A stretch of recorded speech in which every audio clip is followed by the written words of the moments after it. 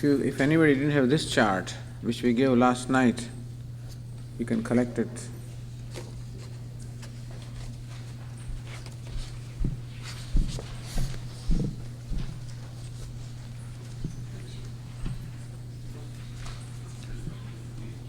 Take one and see if somebody else needs it.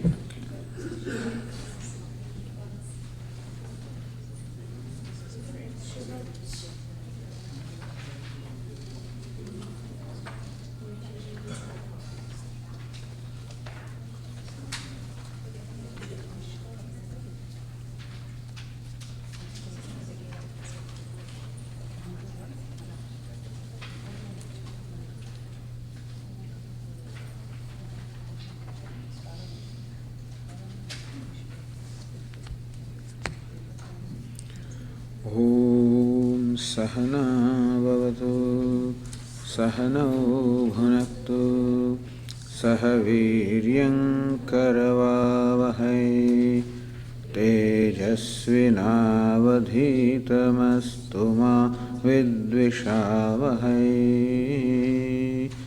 Om Shanti Shanti Shanti.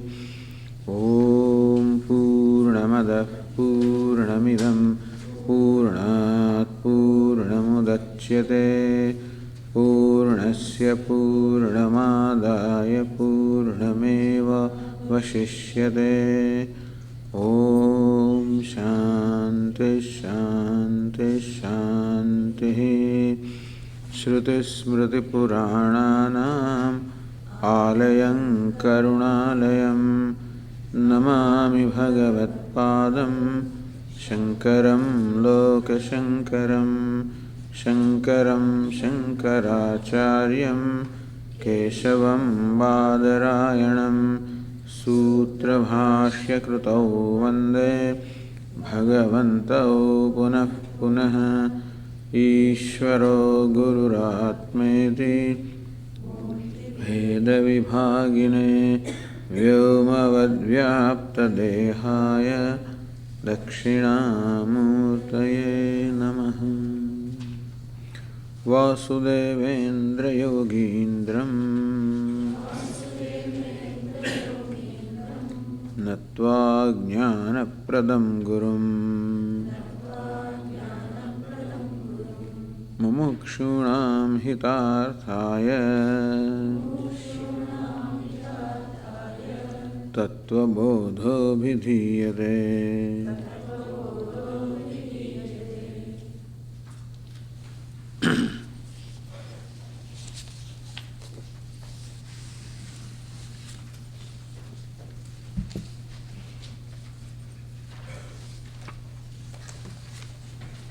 Now the teacher is discussing the mode of creation, explaining this creation of the universe, basically to show the unity that is obtaining in the diversity or the correlation that obtains between the Vyashti and Samashti, between individual and total, and to explain that this model has been selected, as we said, the model of 5 elements. Atah Chaturvimsati Tattvotpatti Prakaram Vakshyamah. Now we shall explain the mode of the origin of the 24 essential principles. So the universe is looked upon as made up of these 24 principles. All of these basically are 5 principles, 5 elements. And 5 elements also ultimately emerge only from one element space. And that also ultimately emerges from the primary cause, which is called Maya.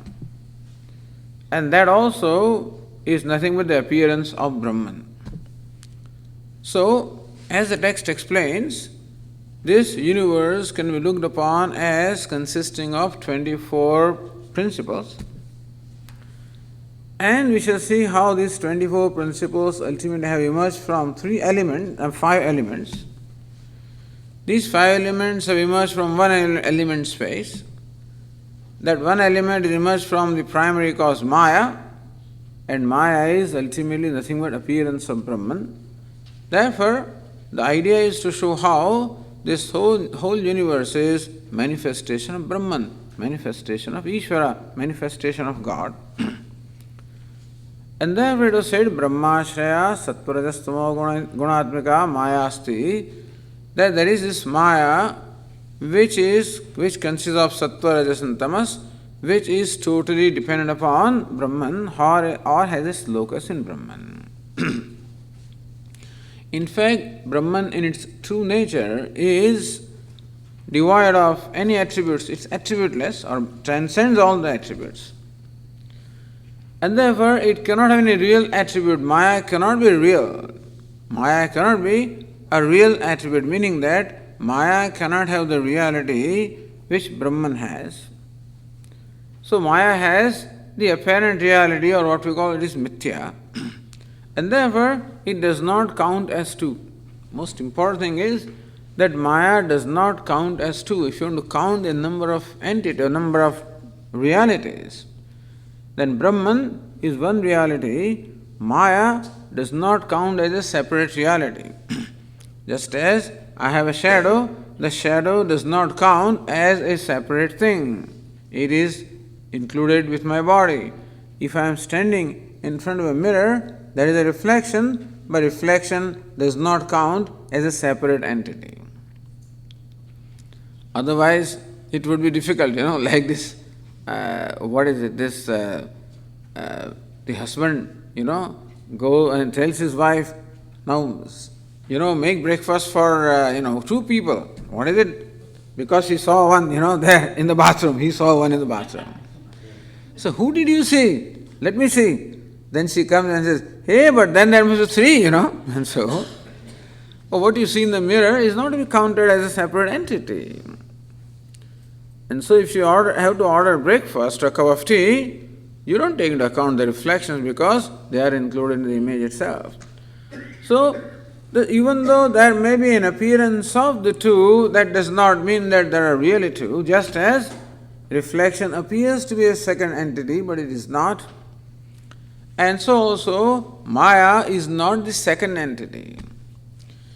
Important thing to understand, the whole discussion here is not so much to describe the creation or to give reality to creation or universe, but to explain non-duality.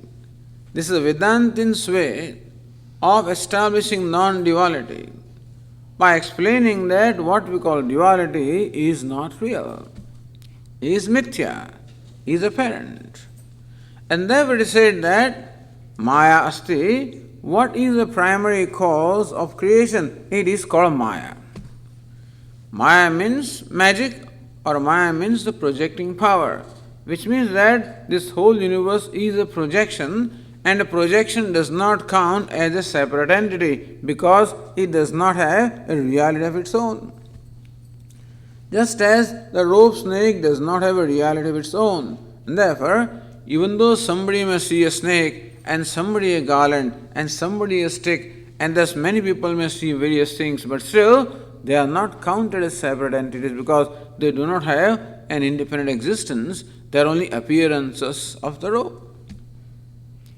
So this is to be understood very clearly, that when Vedanta talks about Maya, it does not talk about an independent principle, does not talk about another reality. It just wants to explain how Brahman, which is one and non-dual, how that alone appears as the creation, and therefore there is something called appearance that you would accept. We cannot dismiss the universe that we experience as non-existent because we experience it. Just as in case of the rope snake, we cannot say that the snake is not there because I do experience it.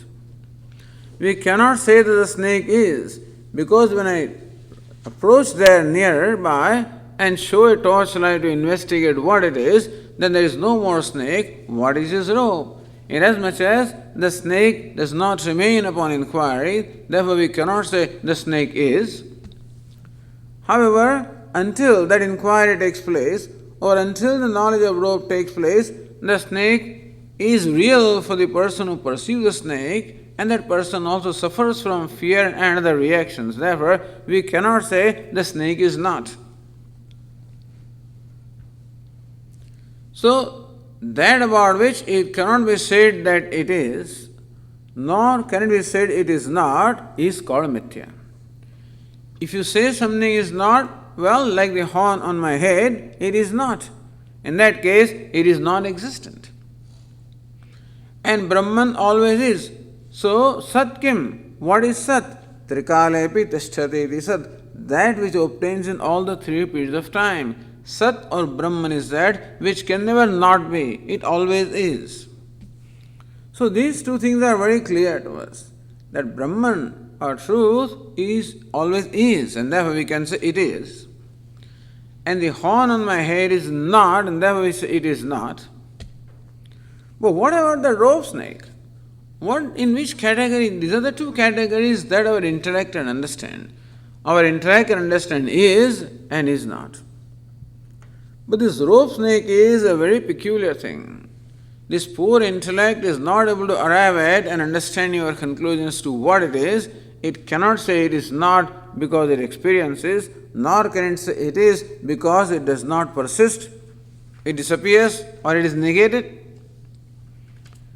And so the rope snake has to be accounted for, but we must know that the snake is not to be counted as an entity separate from the rope. By counting the rope, the snake is already counted, and therefore, even though for the person who perceives the snake, there is some entity called snake, still is not counted as second entity, meaning yet it does not have any reality of its own.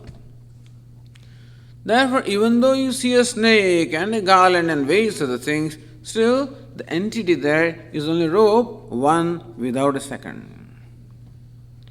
So how do we establish the oneness? Oneness means non-secondness of the rope is by understanding that the snake or the garland are mithya. They are just appearances. They are not tangible entities. Similarly also, Vedanta says, Sadeva Swami idamagrasit ekameva dvitiyam. Upanishad says that the truth is one without a second. Brahman is one without secondless one. But we see so many entities. The universe is full of multiplicity, full of manyness, full of diversity. So, on the face of the experience of diversity, Upanishad says that there is only one and no secondless one.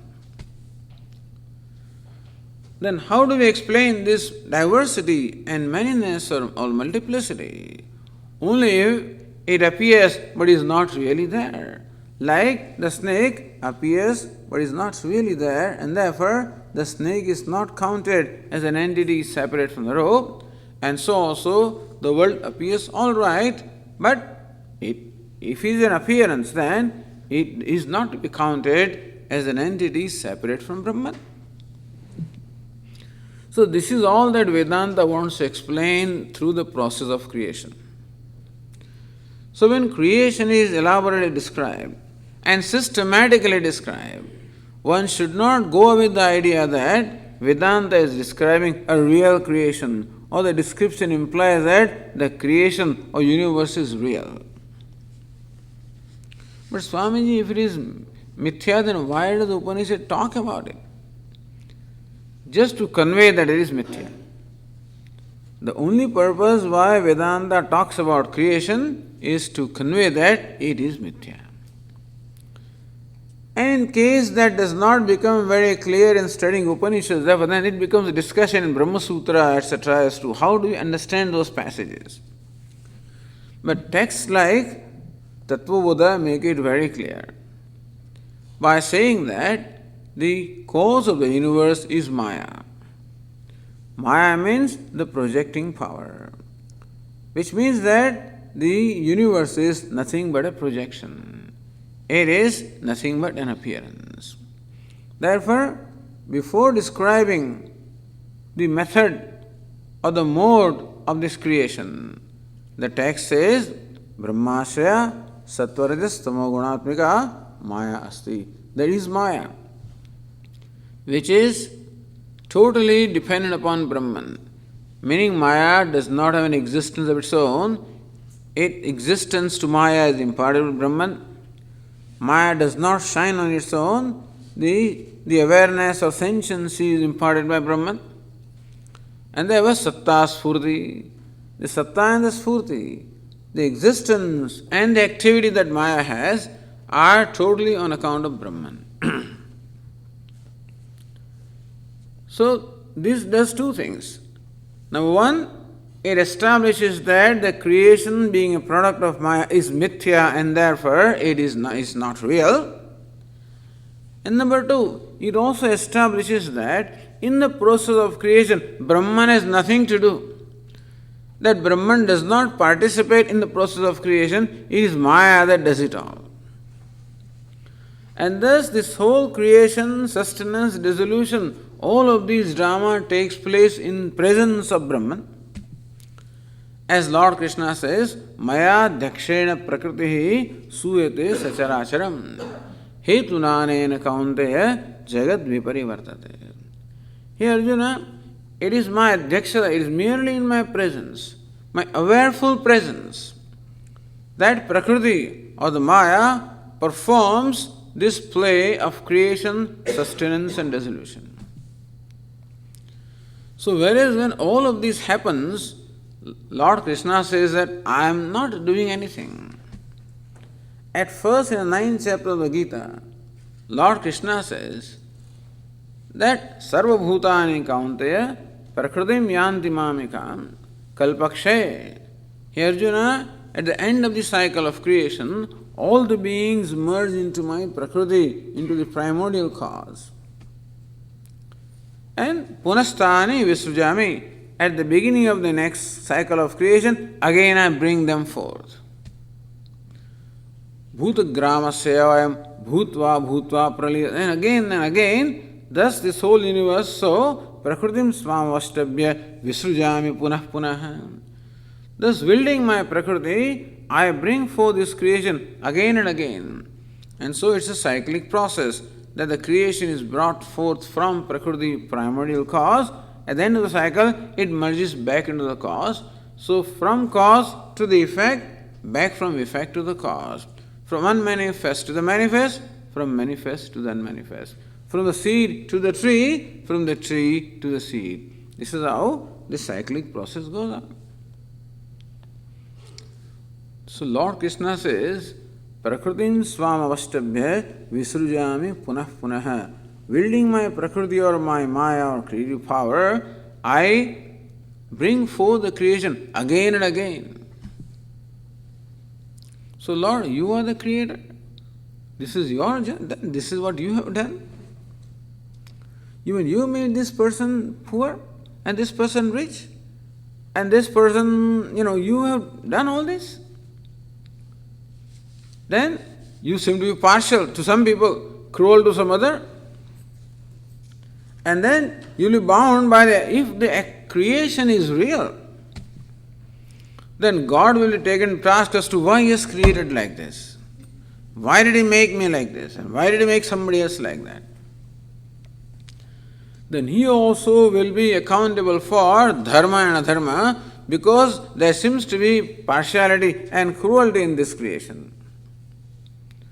So Lord Krishna says that in spite of doing all of this, Nachamam tani karmani nibadnanti dhananjaya. Hey Dhananjaya, hey Arjuna, this whole creation, the whole action of creating, sustaining, dissolving, it does not bind me in any way. So on one hand he says, I did everything. On the other hand, he says, this does not bind me at all. But if you did everything, how come it doesn't bind you? How come you're not accountable for it? udasinam asaktam teshu karmasu. Because when this process of creation, sustenance, dissolution goes on, I am udasina, I am a non-participating witness. But then how can creation take place if you do not participate, if you do not do it? Maya adhyakshena prakriti sacharacharam suyashe. It is in my presence that this prakriti does this creation, sustenance, dissolution, in my very presence. There is no kartrutva, there is no doership in me, Lord says. There is no doership, there is no enjoyership. All there is total presence. The wholeness, the fullness, the consciousness is I am present. And just in my presence, this Maya or the Prakriti gets energized, and it is nature of Prakriti to bring forth this creation, sustain it and withdraw it back. It just happens. So thus two things are told to us. Number one, that in what we call God or Brahman, there is no primary creatorship. Although we call him creator, sustainer, dissolver, we call him ordainer, whatever, but all of these designations he gets from the standpoint of Maya or Prakriti. Inasmuch as we see creation going on, therefore, we have to call somebody a creator. And a creator must necessarily be a conscious being. And Brahman is the only conscious one, and therefore he will be assigned, or we will impute to Brahman the role of creation, sustenance, dissolution. We will call it creator, sustainer, dissolver. Karma adhyaksha, karma phaladata, meaning the one who witnesses all the actions and one who dispenses the results of action. All these various designations God gets, Brahman gets. But understand, all these designations he gets only because we view it from the standpoint of creation, from the standpoint of Maya. Because we see creation, therefore we call him creator. We see destruction, therefore we call him destroyer. We see everything being ordained or everything in order, therefore we call him the one who maintains the order. Which is right, but not from his standpoint. When you go to him, he says, I don't do anything. So this is how we understand God. The whole Vedanta explains what is God. And therefore what is self, what is creation. If this is clearly understood, then alone we will understand the non-duality. Then alone we will understand how everything is whole and complete as it is. So, to call Brahman creator, sustainer, dissolver also is right, because nobody else can be a creator, but really creatorship, sustainer is all in Maya. But still, inasmuch as Maya is insentient, and therefore it cannot function independently, it can only function in presence of Brahman. Therefore, even though Maya is a creator in a primary sense, but still Brahman also can be called creator in a secondary sense, because without Brahman this would not have happened. So, therefore, to call Brahman or God as creator, sustainer, dissolver is only in a secondary sense, not in the primary sense. In primary sense, God or Brahman is devoid of any role, of any attributes of creator, sustainer, dissolver. And therefore, he is beyond all the attributes. He is untouched by the upadhi or limitations or any attributes. He is beyond all the conditionings. He is ever unconditional. Ever free from conditioning, free from attributes, free from limitation. Because when there is an attribute, there is a limitation. If God is primarily a creator, if God is great, then he is not small. If he is good, then he is not bad. So even if you call him good, still it excludes something which is evil, and therefore God will be limited. So whatever designation we give God, if that designation applies in a primary sense, then that will limit God. Therefore, ultimately, what we call God is beyond all the designations. It includes all the designations. At the same time, he transcends all the designations. like an actor. In this actor, the beggar, the king, minister, all of them are included. At the same time, he transcends all of them. So who is a beggar? You have to see this alone, the actor alone, is because without him there is no beggar. So from the standpoint of the beggar, this fellow is begging. But from his standpoint, I am not doing anything. Because in his mind, there is no identification of the beggar. He is very clear, I am an actor, I am multi-millionaire, even when he is begging. And similarly also, all the attributes, so Lord is in all the attributes. He is immanent, all pervasive. At the same time, He transcends all the attributes. So this is the nature of God that Vedanta teaches us. Since He is immanent, all pervasive, therefore whatever is God, is His manifestation. But we should not think that by manifesting that He has become this universe, He has become limited. No, even while appearing as this universe, He remains limitless. And all of this is conveyed by this one sentence. Brahmashraya Maya Asti. That is Maya which has its locus in Brahman. What it means is that explains the creation, because there is Maya, the creative power, therefore the creation is, but creation is of the nature of projection or appearance, and no more than that, but that's all magic can do. Maya means magic. All that magic can do is to create only an appearance. Magic cannot create something real. A magician also cannot transform a piece of newspaper into a $100 bill in the reality. He can create an appearance. If it really takes place, it's not magic, then it may be something else. Although we call it miracles and stuff like that. But then, if you accept the science, then something cannot come out of nothing. So, magic cannot create anything. Magic only can create appearance. And Maya means magic. Therefore, Maya cannot create anything, it just creates an appearance. To show that this whole universe of diversity and multiplicity is an appearance, is a projection comparable to the projection which is there in the dream. Comparable. Just as in the dream also, there is this creation of multiplicity and diversity. And however, when we wake up, we know that there was no such thing, it was a projection of my mind. And so also, this what we call the waking world also is a similar reality. It is also a projection. Not as fleeting as dream. This projection is a very long-term projection.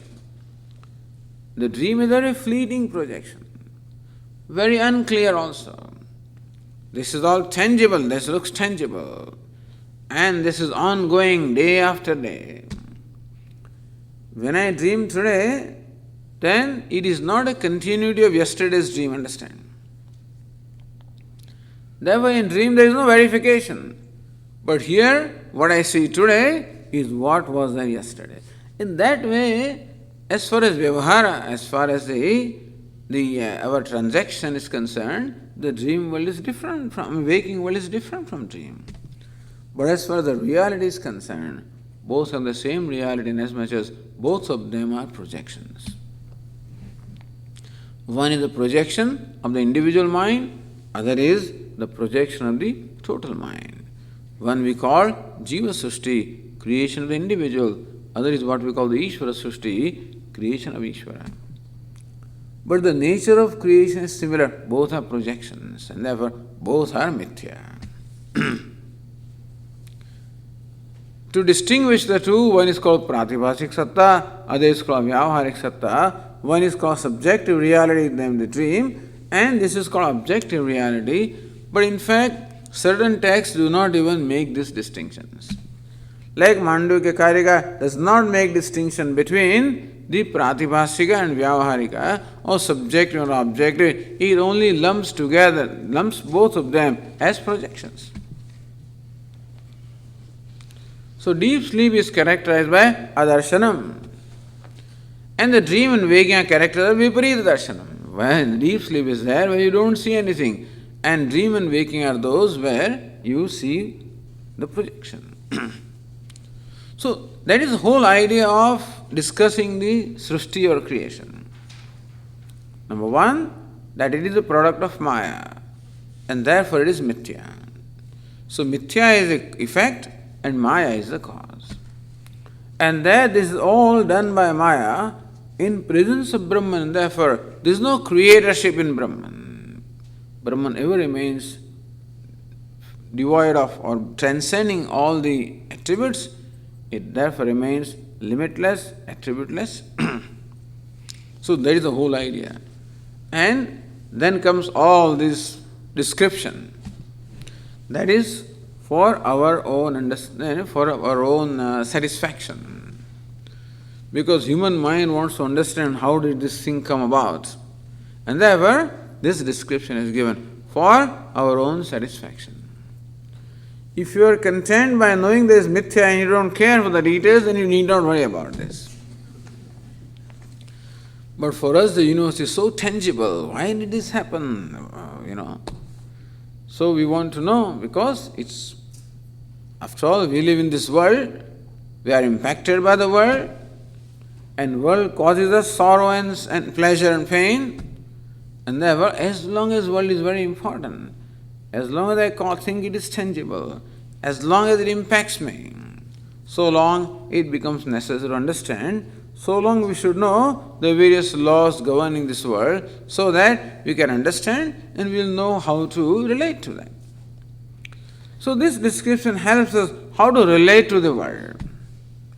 It also will tell us how there is unity in all this diversity, how there is an interrelationship between the individual and the total. So thus, certain harmonies, the orders that are obtaining will also become very clear from this description. Thus, in the process of creation, we were told that first the 5 elements emerge. Akasha, Vayu, Agni, Apaha, Prithvi. So we gave you this chart, and in this chart you can, as we said last night, the very first is Maya, dependent upon Brahman, Sattva, Rajas, Tamas. From there, subtle tanmatras, space, giving rise to air, giving rise to fire, giving rise to water, giving rise to earth. And Maya has the 3 aspects, Sattva, Rajas, Tamas. Therefore, every element that has emerged from Maya also has the 3 aspects, Sattva, Rajas, and Tamas. And first, the text explains us the evolution of the Sattva aspect of Maya. So we are told how the Sattva aspect of each element gives rise to the organ of perception. Because knowledge, Sattva is where the knowledge takes place. Rajas is where activity takes place. Tamas is where there is inertia. So therefore, we have these organs of knowledge, called the Jnanendriyani, organs of knowledge or organs of perception. Therefore, organs of knowledge are naturally evolved from the Sattva aspect. We are organs of action. They would be evolved from the Rajas aspect, because Rajas means activity. And then we have this gross body which is inert, then it is evolved from the Tamas aspect. So if you look at our own personality, we ourselves are made up of these 3 gunas, Sattva, Rajas and Tamas. We have these organs of perception or organs of knowledge. And we have the mind that goes behind these organs of knowledge. So all of these become the equipment that we have for gaining knowledge. Therefore, all of this is created from Sattva. Then we have the organs of action. And with the prana, the vital air, which in fact, which gives the power for the action, all of this is action, therefore, the products of Rajas. And then our gross body is inert, is made up of Tamas. So our personality also is created from sattva, rajas and tamas.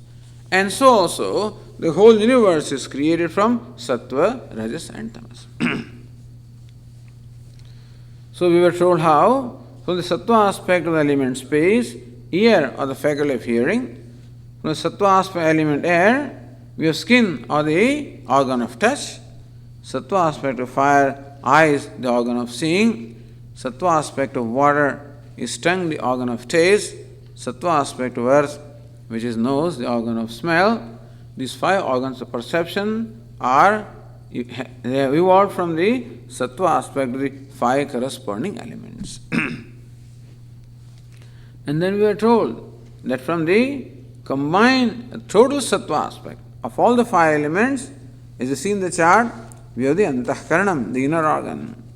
So you have to trace these lines rather carefully.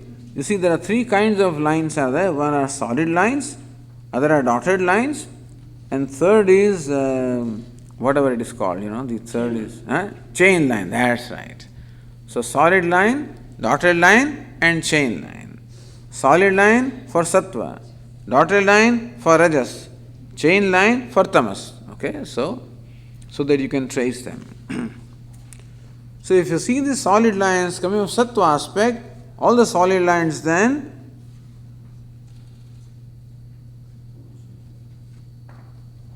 add up to what you call the antahkaranam or inner organ, and then that solid line goes down to show the 4 manas, buddhi, chittam and ahankara. So far we saw last night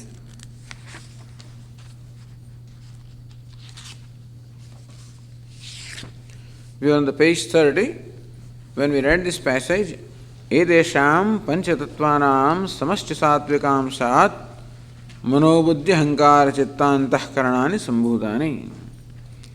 Edesham panchatattvanam samasti satvikam sat, from the total sattva aspect. So from individual sattva aspect, the individual organs of perception. Now we know that the sense organs can perceive only when they are backed by the mind. That is, ears can hear only when they are backed by the mind. If the mind is elsewhere, if you are absent-minded, then even though the sound may fall on the eardrums, we will not hear. The hearing will not take place if the mind is not behind the ears. And so also no sense perception will take place unless the mind is behind that respective sense organ. So eyes can see provided the mind is behind the eyes. Even tongue can taste if the mind is behind that. Sometimes people are so absent-minded even while eating their food, so preoccupied with, he's in a great hurry, he has to rush to the work, and he's so preoccupied with the idea of what else he has to do after reaching office, he just finishes his food. Doesn't even know what he's eating. So how do you like it, my son? Wonderful, mother, wonderful. That's all. Only when mom eats the food, then she finds out that there was no salt in the dal and there was no this. So how did he eat this thing? But he didn't know what he was eating. When the mind is not behind the sense organ, then the sense organ cannot function. It is, we do not get the sense perception. That cognition does not take place. Therefore, the mind is always involved in every function of knowing. And inasmuch as a given sense organ only senses one object, therefore it is made of the sattva aspect of one element, as we explained yesterday, the correspondence, how the faculty of hearing. The ear is not what we mean by the faculty of hearing. The subtle part, the subtle faculty, of which ear is the place of manifestation, that is called the faculty of hearing, and that is the product of the sattva aspect of the element space, and the faculty of hearing perceives the sound which is the quality of space. So this correspondence, the other chart will show you how that correspondence is there. However, mind is behind each one of the 5 organs of perception. That is, mind is involved in hearing, touching, tasting, smelling, everything. Therefore, it is right that mind is made up of the combined sattva aspect of all the five elements. So, and the mind in English is called antahkaranam here in Vedanta. Antahkaranam is inner organ. As compared to the organs of perception and organs of action, we call external organs. So thus we have two kinds of organs, external organs and inner organ. So organs of perception are external organs because they are in contact with the external world. And the mind is inner organ because then it receives the data from the sense organ and then processes, Because when you know that this is a flower or this carnation, suppose you come to this conclusion, then that is a result of the perception taking place at different levels. So I see the flower, I see the color, eyes only give me data that this is color. You don't know whether it's a real flower or not, so then you have to touch it, So then my organ of touch gives me that this is soft touch. Okay. You might still need certain verification, then you may smell it. So organ of smell gives me the data of only smell. You may want to still further clarify, and take a pattern and taste it. It is real or what it is. So thus, in order to determine what this object is, all the organs of perception may be involved. Each organ of perception only gives us a particular data. This data is synthesized in the mind. Because eyes do not say that this is a flower, it just says what color it is. The organ of touch tells me how the touch is. The organ of smell tells me what the smell is. That smell can be from flower, it can be from anything. The touch can be of flower or of any other object. And color can be of the flower or any other object. So all this data is synthesized in the mind based on the past memory, and then the mind comes to the conclusion that this is carnation, this is jasmine, this is rose, whatever. So this synthesis takes place in the mind. Although we think that the eyes see and eyes determine, eyes don't determine, eyes just determine the color. Because there may be a picture of fire, these colorful flames are shown, eyes will report the color. It is the mind that will decide whether this is a real fire or is a fire, this is just a picture. And so, therefore, mind is involved with every sense organ. And so the text tells us that the mind is evolved from the combined sattva aspect of all the five elements, because mind is involved in perceiving all the five elements. Now this mind is divided into four, mind performs four functions. Mind is one, but mind is called differently depending upon what function it performs. Just as a person may gain different designations depending upon what action the person performs. He may be called father from one standpoint because he performs one function. He is called husband depending on another function he performs. He is called a son also, a third function he performs. He may be called a boss also, a fourth function he performs. So the same person can get different designations depending upon the functional names. So if you are a manager, it's the functional name. Even wife also is a functional name. Husband also is a functional name. Son also is a functional name. Basically the person.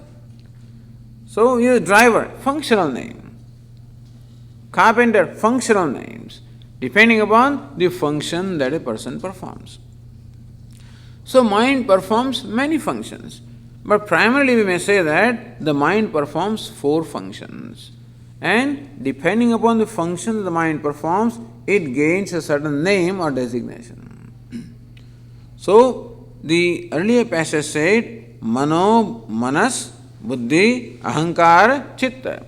So mind gains these four designations depending upon what kind of function it performs. Don't think that there are four minds. There is only one mind. But one mind alone gains different names or designations depending upon what function it is performing at a given time.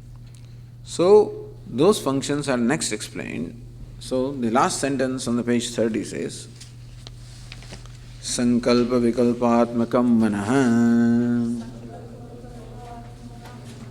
nischayatmika buddhi ahankarta ahankriti chintana kartru chittam.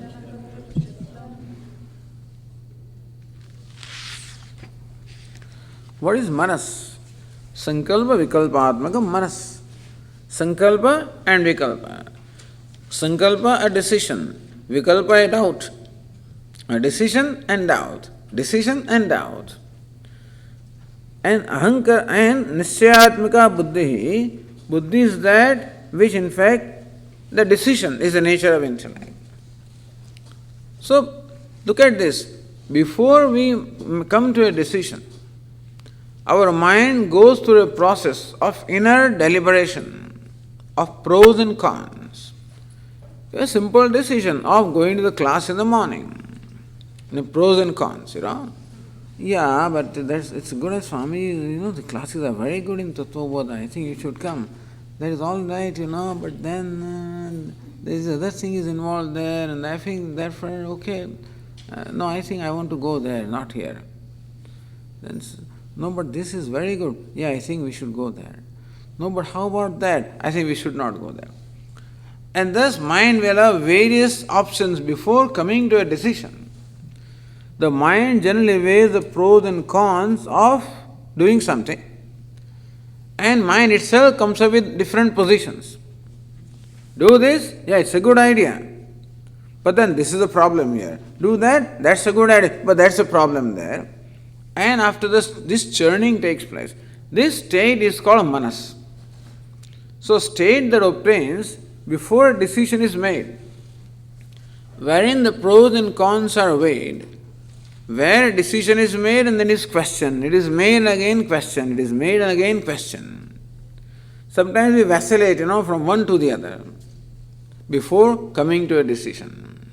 So that state is called manas. That's what they technically call manas. Sankalpa vikalpa atmakam manaha. That state of mind where sankalpa and vikalpa. Sankalpa, a resolve. Vikalpa, an alternative. A resolve, an alternative. Sometimes after leaving home, you wonder, did I lock the door? I think I locked it. Did I do that? Was it yesterday that I locked it, or today also I locked it? No, I locked it. I think I haven't locked it. I think I've locked it. I haven't locked. This business goes on in the mind. Sometimes they go on for 15 minutes, 5 minutes, 2 minutes, 1 second. And ultimately you come to a decision, I think I have not locked it, let me go and check. Or I know I have locked it. Sometimes some people try to shake us up, Are you sure you have done it? Yes, I have. Are you sure? But some people say, I know I have done it, forget it. So when now there is an ascertainment or a decision, that state is called buddhi. See, the mind itself was in a certain state, a vacillating state, or a doubting state, or deliberating state, or weighing pros and cons. So that state is called manas. As a result of that, you arrive at a decision finally. In the morning, the alarm rings. Shut it off. Do I want to wake up? I think it's a good idea, then only I can go to the meditation. Yeah, but that's every day. Then sleep one day. Okay. Then again, no, I think you should go there. No. This go on for, sometimes it goes on so long that the meditation goes away also. But it may go on for some time. So mind says, no, but I slept very late last night. I didn't have enough sleep. And then I said, no, but Swami will ask you, how come you did not come,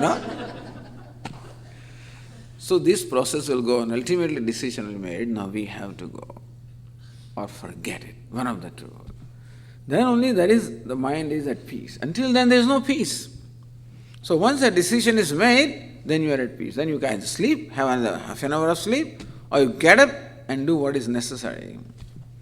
And that does not happen until a decision is made.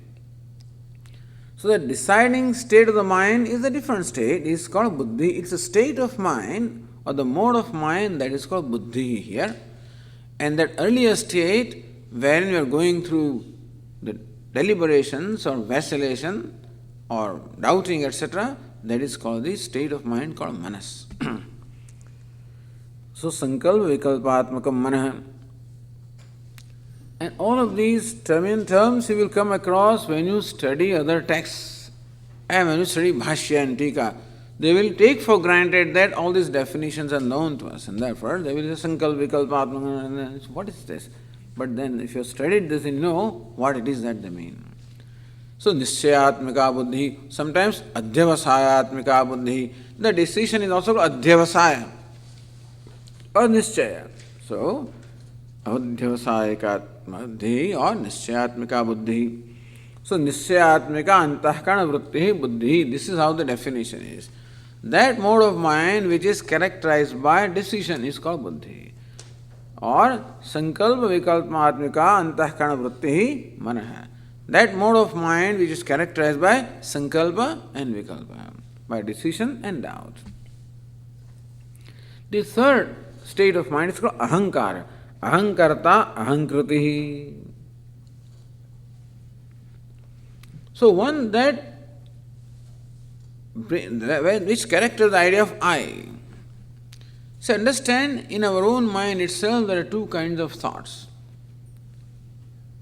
Part of our mind keeps thinking and doing things.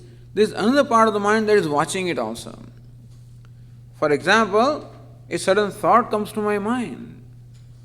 And I say, hey, that's excellent, So a thought comes, and I also know that the thought has come, and so the thought is one that is known to I who is a knower. So in the mind itself, understand there are two divisions, known and knower. The knower part is called aham vritti. The known part is called the idam vritti. So mind itself has two kinds of thoughts, idam vritti and aham vritti. This thought and I thought. So therefore we find sometimes the dialogue takes place in our own mind. We are talking to ourselves. Meaning one part is talking to the other part. The aham part, the I, is the one who watches the world, watches its own mind. So for example, memory. So when I am thinking, then also there is a thinker and the process of thinking. Remembering, there is a rememberer and the process of remembering. Decision, a decision maker and decision. Sankalpa Vikalpa, a doubter and doubting. So when in my mind is doubting, etc. takes place, there is an awareness. When the decision takes place, then also there is someone who knows. When memory takes place, a remembrance, and someone who knows. So that knower, or that is called the subject. So that is the subject vritti, the subject mode of the mind and the object mode of mind. See, the mind has therefore two kinds of thoughts, object and subject.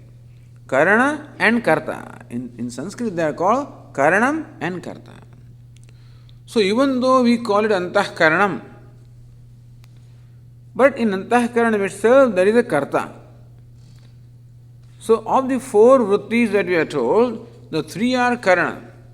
The manas, buddhi and chittam, these are the karana, or they are the instrument or the organ, and aham vritti is the karta, the subject or the doer. So this we should know, and when you will think about this, you will yourself find out that yes, in fact, the thoughts are taking place in my mind, different kinds of thoughts, decisions take place, and there is someone who knows this decision, someone who knows the decision. That's a knower, that's a subject, that is aham vritti. So aham vritti and idam vritti. As Ramana Maharshi says, manasantu kim margane krute naiva manasam marga arjavad. When we inquire into what is this mind, then the mind does not remain. So then the inquiry proceeds. Vrittayastvaham vrittimashidaha vrittayo mano vidyaham manah. That there are two kinds of vrittis, the two kinds of thoughts. So instead of four thoughts, the thoughts can be divided into two also. In a different way. One is the I thought, other is rest of the thoughts, which you can say this thought. One is the I thought, the subject thought, others are the object thoughts, which are objectified by the subject. And that object thought alone is further divided into manas, buddhi and chittam. And ahankarta is aham thought, I thought. So therefore, in our mind, there is this thought called I. I am the knower, I am the thinker, I am the seer, I am the doer, I am the enjoyer. You see, when I say I am the enjoyer, what am I enjoying? Understand that I am enjoying my own mind. When I am watching a movie and enjoying, then those thoughts of the movie take place in my mind, which I watch, and there is a watcher who watches all those thoughts. And therefore, there are two things going on together. One is the one who is watching, other is what he is watching. And we are always watching our mind, even though we think that we are watching the world, but the world can be watched provided the corresponding thoughts take place in our mind. We said that perception can take place only when there is a corresponding cognition, thought. I can perceive this flower or cognize the flower only when the flower thought takes place in my mind. So there is a flower thought. And there is one who knows the flower thought. You see? The flower can be cognized only when the flower thought takes place in my mind. So that is a thought. And then I say that I know the flower. So there is a knower of the flower, knower of the thought. The knower is the subject and the flower thought is the object of knowledge. So thus in our mind itself, there are two kinds of thoughts, object and subject. In idam vritti, aham vritti. Idam means this, aham means I. Sometimes the idam vritti is called karanam. So thoughts called karanam and thought called karta. These two thoughts are there. And this karanam or the object thought alone is further divided into manas, buddhi and chittam. So ahankarta, ahankrutihi, the one, the thought that is characterized by I. The thought characterized by being subject is called ahankara. This ahankara is not pride and stuff like that. Ahankara is just the thought characterized by I-ness. Because there are thoughts characterized by thisness. In our mind itself, there are thoughts that are characterized by thisness, this flower, this thought. And thoughts characterized by I-ness. So that thought characterized by I-ness is called ahankara. And other thoughts are further divided into, as we said, manas. The thought is all sankalpa vikalpa, or is buddhi, nischaya or decision, or for this chintana kartra chittam. Or sometimes when you are inquiring or remembering. So anusandhanatmika antahkana vrittihi chittam, sometimes they say that mode of the mind which does anusandhanam, which remembers the past. So that memory or remembrance is a specific mode of the mind, decision is another mode of the mind, and vacillation or doubting is yet another mode of mind. So basically these three modes of mind are recognized. In chittam, you also think of memory. Sometimes when you are thinking about something, deliberating upon something, you take this flower and then you wonder, what is this flower? Where does it come from? What is its nature? So, this kind of inquiry, all of this takes place in chittam. So, that mode of the mind where this chintanam, so chintana kartra chittam. Chintana means thinking, deliberating, inquiring, that also can be included in chittam. And then you then come to a decision, you can call it buddhi. So, thus, the one mind performs these four functions. Therefore, it gains these four designations: manaha, buddhi, ahankara, and chittam. It's only one mind, but different states are there. Sometimes they only call it two, manaha and buddhi. So instead of four, sometimes they just call it two. Then the other two are merged, included in the other one. So sometimes ahankara is included with manas, and chittam is included with buddhi. And they say manaha and buddhi.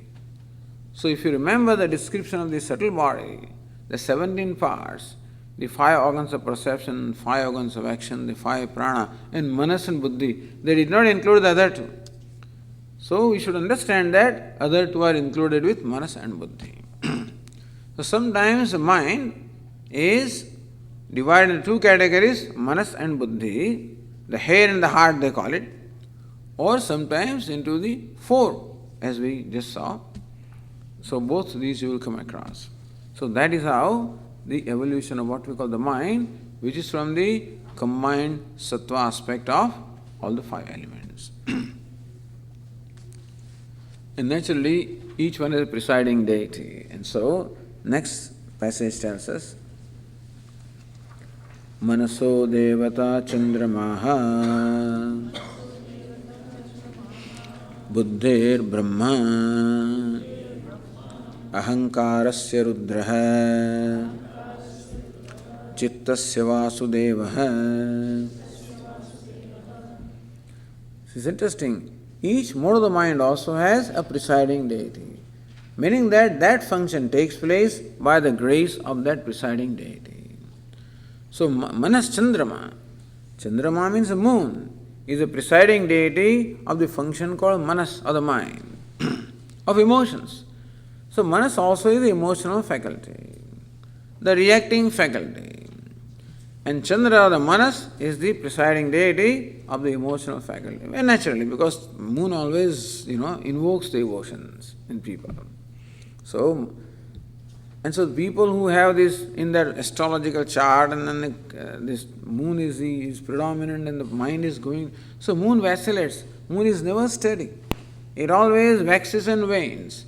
And so the people whose mind keeps on waxing and waning, or they're never steady. There are some people who cannot be steady, cannot come to a decision. Always go back and forth, back and forth. And so, that state is manas. And that is because of the predominance of Chandrama in the astrology, whatever, the karma, whatever it is. But then, so manas is the presiding deity of this mind. Therefore, if you go to lunatic asylums on certain days like the full moon night, etc., the activity will be different because the minds are affected. There are certain dates when the minds are particularly affected. Ashtami also is a date like that, and this full moon also is a date like that, which does affect the mind. And people become hilarious, and then because the moon is full. So it is an experience also that this Chandrama or the moon has an influence upon our mind. Buddhi Brahma. Buddhi is a deciding faculty. And that is the most important faculty really, the deciding faculty, the knowing faculty also. Brahma, the creator, is said to be the presiding deity of buddhi. Brahma also is called Hiranyagarbha. And Hiranyagarbha is symbolized by sun, Surya.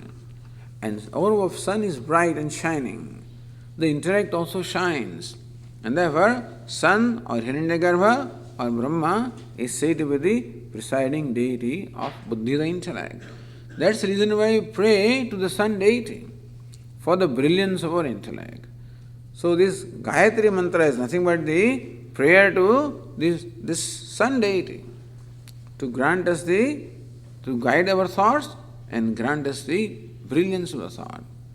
So sun or Hiranyagarbha or Brahma is the presiding deity of buddhi. The thinking faculty, deciding faculty, knowing faculty. Ahankarasya rudraha. Rudra is the form of Lord Shiva, which is the ferocious form. It is the destructive aspect of Lord Shiva. So it is Rudra that destroys. So Brahma creates, and Vishnu preserves, and Rudra destroys. So Brahma Buddhi creates. Then Chitta is what maintains. Ahankara is what destroys. So wherever Ahankara comes, there is always destruction. It is like that Bhasmasura, Bhasmasura was a demon. So wherever he placed his hand, he would turn into ash. This was the boon that was given to him, or he asked for it. So wherever he put his hand, he would turn to ashes. And so Ahankara is like that. Wherever Ahankara goes, it all turns to ashes because it divides. Ahankara always divides. Ahankara destroys. And Rudra is the deity of destruction. Therefore, Rudra is the presiding deity of Ahankara. And therefore we worship Rudra also to remove the Ahankara. to remove the ignorance, to gain the knowledge. So Rudra destroys, but it can destroy the ignorance also by granting knowledge. Therefore, we worship Rudra. So therefore, the recital of this Rudram is thought to be very important for those who are seeking knowledge, for removal of ignorance, removal of the obstacles. And Chittasya Vasudeva, Chitta, the presiding deity of the faculty Chitta is Vasudeva, is the preserver. So creator, preserver, destroyer and nourisher. The emotions nourish. So Chandrama is a nourishing principle. You know why this moon is losing its digit every day? From full moon day to the new moon day, the moon loses a digit every day.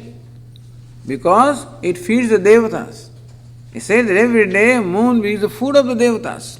And so every day it nourishes the devatas, gives them the food, gives itself up. Then devatas give it back to him. And that's how then there is this waxing during the other half. That's how they explain. So moon is the food. Moon is the nourishing principle. And so it nourishes all the other devatas. So Brahma, Vishnu or Vasudeva, Rudra and Moon, these are the presiding deities of the four faculties of our mind. Okay. Om Purnamadav Purnamidam Purnat Purnamudachyate Purnasya Purnamadaya Purnamevavashishyate Om Shanti Shanti Shanti Shankaram Shankaracharyam Keshavam Badarayanam Sutra Bhashyakrutam Bhagavanto Punah Punah Ishvaro Gururatmeti Murti Bheda Vibhagine Vyomavadvyapta Dehaya Dakshinamurtaye Namaha. Om Shanti Shanti Shanti. Hari Om Shri Gurubhyo Namaha. Hari Om.